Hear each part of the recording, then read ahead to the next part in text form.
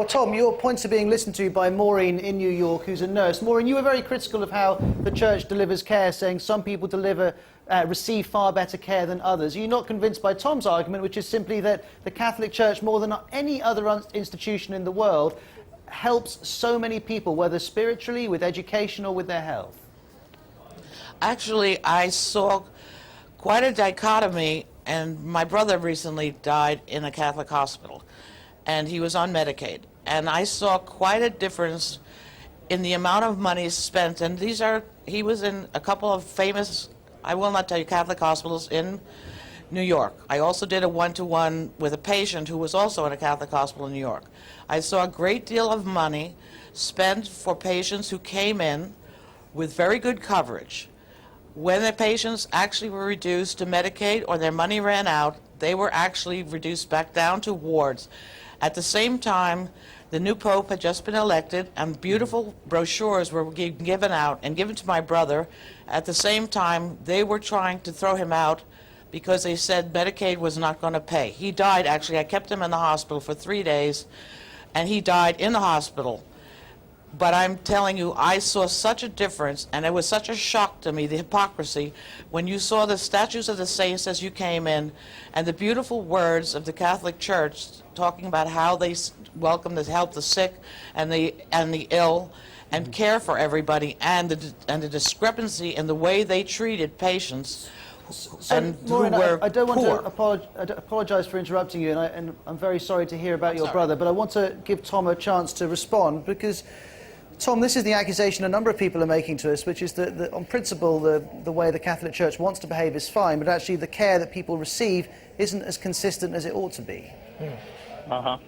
Well, I'm certainly not here to cast any stones, but I think that we can all be honest with one another in saying that the Catholic Church has a secular aspect.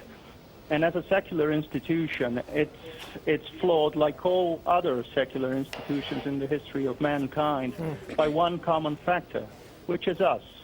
We're people, we're flawed, we're filled with our own corruptions and our own susceptibility to the temptations of the world and of the times.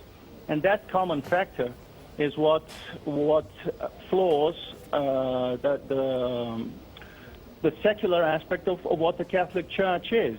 It's made up of men, it's made up of valuable men and women, and it's just as permeable to the problems of every other institution that exists on Earth. Yeah. Tom, thank you very much for speaking to us from Sao Paulo. Michael wants to make a quick response. Tom, you're absolutely right. I mean, the Church is made up of men and women, and it needs to show that equal balance, that women have a vital voice to play in the role. The Church has a lot to learn from society as well, in that you can't put the toothpaste back in the tube. We have moved on, and the Church needs to move on. You say the Church needs to move on. When we've heard some more messages, I'm very curious to ask all of you exactly how it should do that. But Sheeta, what's come in on the blog in the past few minutes? T blogs us from New Zealand and saying it's a dogmatic religion with morality not determined by thought and reason but by hierarchy. There are many examples of good in the Catholic Church, but the system is deeply flawed. Alan in Arizona writes, I think all religions mean to do good. Unfortunately, just about everyone has had their dark times when obviously evil actions were condoned in the name of good. And Patty in Cape Coral blogs, I'm afraid I don't think the Catholic Church is a force for good, although there are quite a few in the Church that have their heart in the right place. You can tell us what you think. Blog at worldhaveyoursay.com. Sheetal, thank you very much. Let's go straight from you to Nairobi. Father Joseph, do you accept the Catholic Church needs to change? And if it does, can you give me one or two examples of what it should do? The Catholic Church has been there for the Church since the foundation of Jesus, 2,000 years. Yeah. And as such, we do not expect the Church to change. It's the individual to change their hearts. That whatever, it's me and you, who are all Christians, we go to church on Sunday or all throughout the week. But what comes, a change is a conversion of the heart, not the change of the institution or change of the Pope or change of the Bishop. It's just the conscience, the inner conversion of the heart is what we are calling on, and that's what we tell the people. I think that the church does need to change because it can't stay in this. It needs to modernise. Yeah. It needs to reform its views on homosexuality, abortion, contraception. Because when it comes down to it, it is about your own morals. Everyone believes that the Ten Commandments are a stable way of living. You know. I've got to ask you. I'm sure lots of people watching are wondering.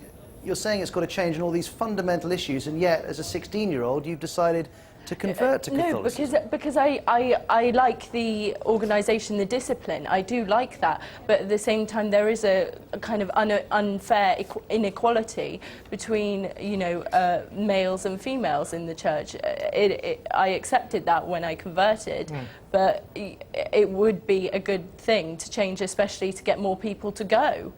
And also with people like Layla, hopefully she's going to have a huge role to play coming in as a young person in the modernisation of that church. But going back to what Father Joseph said, with all due respect, Father Joseph, you know, other institutions aren't the same as they were 2,000 years ago. Our own country, if we were still the same as we were 2,000 years ago, we wouldn't have a modern parliament, a modern system, a modern social system. The church has got to keep the essentials, the fundamentals right, absolutely, but the way they are presented to the modern world has to be for the modern world. Yeah. And I'm afraid the Catholic Church is in the Dark Ages still. Father Joseph, do you want to respond?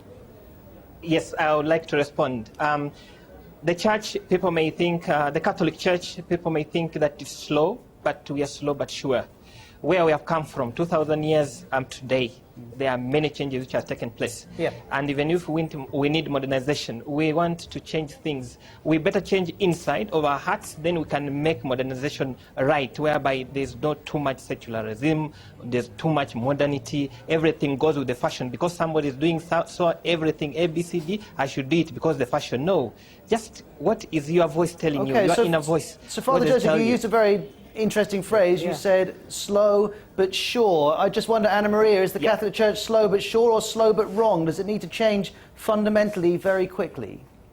Very quickly, because it's we're having a lot of issues also in Italy at the moment with pedophilia inside the Catholic Church.